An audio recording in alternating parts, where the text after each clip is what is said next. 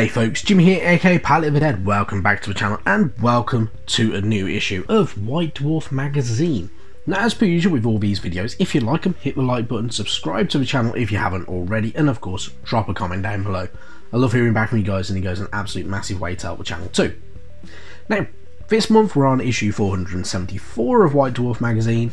We get some goodies with it as well, so we get a double-sided Total Warhammer 3 poster, which is pretty cool. On one side it's got literally a blood letter of Khorne going up against the forces of Kislev. On the other side we have a changer, Lord of Zeech, going up against the forces of Grand Cathay. Which is pretty cool, and a pretty decent poster as well. It's actually not too bad. We get another poster as well, which is for an upcoming Warhammer based game, which is Shooters Blood and Teeth, which is a bit more of a side-scrolling shooter, a bit more fun, a bit more cartoon-like. Actually looks pretty decent, I must admit, coming out sometime this year, and looks like it's pretty cool. We also get a bunch of other bits and pieces, so we get some cards for Killzone, we get some for good old Warcry, and we get a couple of War Scroll cards as well. For one for the Herdstone, one for the Skull Altar. So yeah, you know, a bit more bits and pieces of freebies with the magazine, which is always pretty good to see, and it's not too bad. But without further ado, let's jump into the issue. So, jumping in where I normally love to jump in all honesty, we have the contact section where people send in their photos of their minis, and sometimes they get posted by the White Dwarf team. So we have some really cool looking Tau units just up here as well, which look really good, and I must admit, really nice. They're quite impressive. I do always have a bit of a soft spot for the Tau units, although I don't have many for myself at all. But yeah, really good stuff. We have some pretty cool looking Ironborn Banshees as well, which look really good, with that nice bright purple going down into that kind of that gloomy white, which actually looks really good, and makes them stand out a little bit more as well. We have a pretty damn cool good old Flesh Tearers Captain just down here, and we have a little like diorama piece of one of the Sisters of Battle going up against a Necron, which actually looks really good. It's pretty damn cool. It's on a large base, got some extra bits and pieces being utilised as well in the base there, which makes it really quite unique and makes it stand out, which is always really good. On the next page we have some good old Untamed Beasts, which with that blue actually makes them look really good. I quite like that. It looks more fun, more unique, and a bit different as well, especially with the patches of blood on the ground and stuff like that as well, which actually makes them look pretty cool, quite fun. And we also have a Skink Star Priest as well on a plinth. Looks really good, very nicely painted mini as well, in with some non-metallic metal going on there as well. It actually looks really cool. I must admit, having a darker coloured skink is quite fun. Having it in that kind of like browny black kind of colour makes it look very good. On the next page though, we have a pretty cool looking Scout Sentinel, which looks pretty decent and really good. We have another Tau, so giving us some painting tips of how to paint up that colour scheme, which actually looks really good, and does actually have a nice striking colour scheme as well for the Tau. We also have an Ironjaw's Mega Boss, which looks really good, and we have some Blood Bowl Goblins as well just down here, which are always really good fun to see as well. In the Worlds of Warhammer section, this is quite interesting. They actually give us some phonetics of how to pronounce certain things in the Age of Sigmar. So for instance, we have things like the Thengori.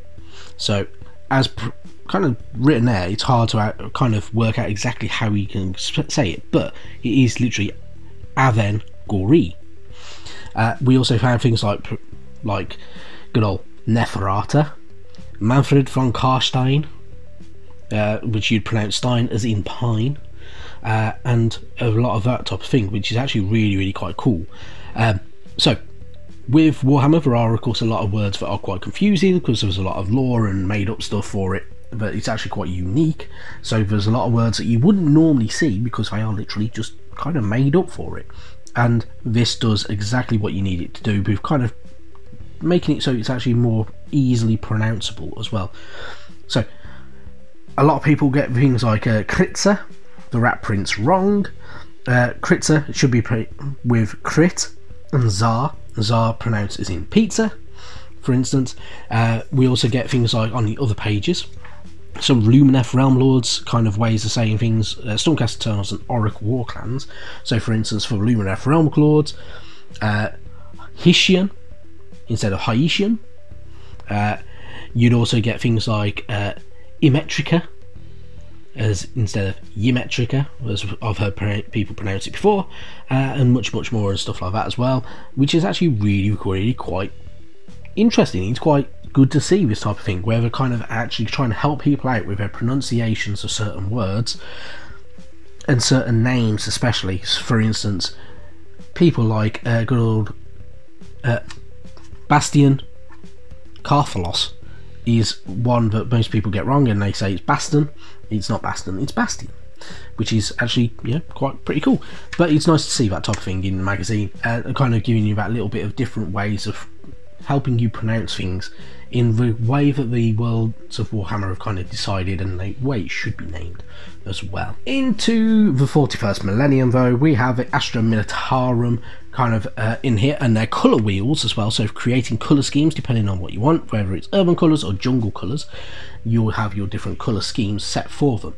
Now, the Galactic War Hosts, the good old Imperium of Man, have many different colour schemes, and you can get some really cool looking bits out of them. So if you wanted to, you can change your regiments of however you want to do it.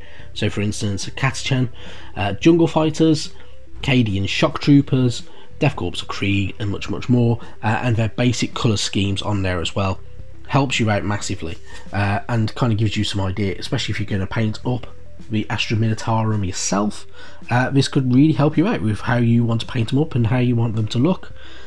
Entirely up to you, but you can get some really cool looks out of them, which is always very handy to have.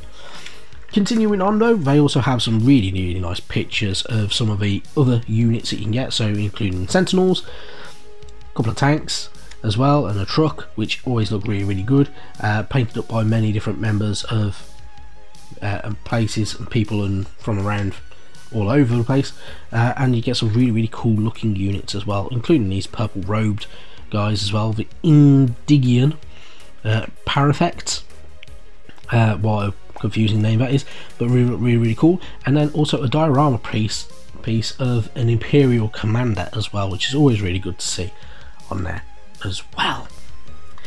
If you're into painting as well, there is some new Harlequin rules as well that have been added for Kill Team, which I've included most of these in the pages just before this section. But if you're interested and you need a bit of inspiration of how to paint up your good old Void Dancers and stuff like that, and your Harlequins, this is going to give you some really good tips of how to get them going as well. Of course, with Harlequins, if you are going for that checkerboard pattern, that can be quite difficult, so just mind how you go with it. Enjoy yourself though, paint them up how you want. You don't have to stick to them colours, of course, you can always go for something slightly different, but this is kind of giving you an idea of what you can do if you wanted to, including painting up them leggings as well, which is always really cool, and that diamond pattern, which is actually really fun and fantastic, and yeah, stands out a mile. It looks really good fun, and it looks really cool, including how to paint up them white masks, which always looks very interesting, and they look bright, they look stand out, they look fantastic. Definitely a really good way, and definitely some really handy tips to utilise if you are painting up Harlequins. These guys are so really good fun. Sticking with the 41st millennium, we also get an army gallery as well. So this is the Nosgrot army, which look fantastic. It's really nice to see bright blue colours for good old orcs, which looks really good. If you're painting up 40k orcs, why not go blue with them instead of the standard yellows or reds? They look good, they look fantastic, they have some really cool looks to them. Of course, orc skin being green, you could always do something slightly different if you wanted to, but yeah, they look really good fun. I must admit, I quite like the look of a lot of this stuff. It's more unique, it looks very different, it stands out, and it's quite nice to see blue orcs, which look really fun. Heading into the Age of Sigmar and the Mortal Realms, we get the Realm of Metal as our realmscape for this issue. The Realm of Metal being very, very unique and quite unexplored in a lot of stories. Looks really, really good. Shamon is a very bizarre place to be, with some very, very interesting kind of locations and some unique names for a lot of these locations as well, including Beastman Vale, Strigor, the Sigiorn, and much more. Looks really, really different, makes it look a bit more fun, and of course you can go through and you can have different kind of champions running around in that realm if you wish them to, with their most kind of notable locations listed on here, including Barakanar, Vindicarum, and much more. Really quite cool and quite interesting to see as well. Take it as you will, but the realmscapes are really, really good fun and really quite interesting to see and get a bit more information about the lore, histories, and the kind of terrain that is in each realm. So depending on how you want to base your units, you can base them up in different realms if you wanted to. Entirely up to you, but it is one thing you can do if you want, so not too bad. And to kind of round off the issue, of course, we have the inside of the studio, so this is obviously looking at people's hobby bingo and how everybody's going and what people have painted up in the studio from good old Warhammer, and there are some really, really cool ones, including some kitbash models, including that vampire prince that has been had some wings added to him, which looks really, really quite cool. Actually, it's quite fun. A pretty decent looking good old sentinel. We have some Tomekeeper's chaplain as well, just down here, which looks really, really good. And Tomekeepers are a very nice looking chapter of Space Marines as well, which are really, really good fun. And then on the other page we have some Blood Angels just down here.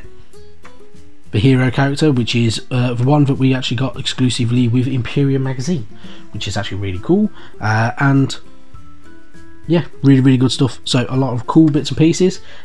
How are you getting on with your hobby bingo? If you're playing along with it at home, I must admit I've not checked mine off for a few days, and I've painted up a few more bits and pieces, so I must admit I need to find out that and get on with that. But I hope you're enjoying it.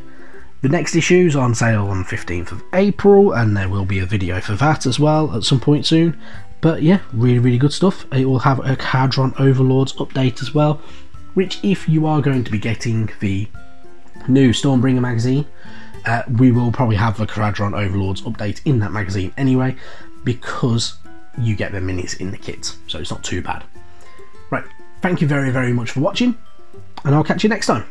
Bye bye now.